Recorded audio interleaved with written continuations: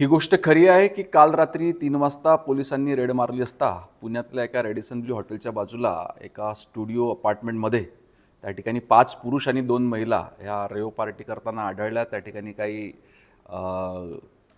अंमली पदार्थ देखील आढळून आले। पोलिसांनी सगळ्यांना अटक केलेली आहे आणि पुढची कारवाई त्या ठिकाणी सुरू आहे। त्यांची जवळ रोहिणी खडसेंचे पती आहे, काय सांगाल?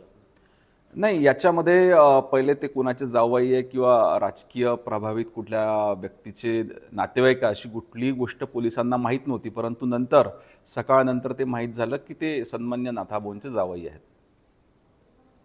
केल्या जात आहे की एकनाथ खडसे सरकार विरोधात वारंवार बोलत असल्यामुळे ही कारवाई केली असल्याचं असं मी आपल्याला आधीही सांगितलं की ही कारवाई कुठली व्यक्ती तिथे बसली आहे म्हणून केलेली नाही, तर पोलिसांना टिप मिळाली होती की अशा पद्धतीची रेव पार्टी ह्या ठिकाणी सुरू आहे, त्याच्यामुळे पोलिसांनी त्या ठिकाणी आपलं कर्तव्य निभावलेलं आहे। अशा पद्धतीच्या अनेक धाडी पोलिस जेव्हा जेव्हा माहिती मिळत असते तेव्हा करत असतात, त्यातलाच हा एक भाग आहे। अतिशय चांगली आणि आनंदाची गोष्ट आहे की अनेक लोकांना वाटायचं की ठाकरे कुटुंब कुठेतरी एकत्रित आलं पाहिजे। जर का ह्या निमित्तानं ते एकत्रित येत असतील तर आमच्या त्यांना शुभेच्छा आहे।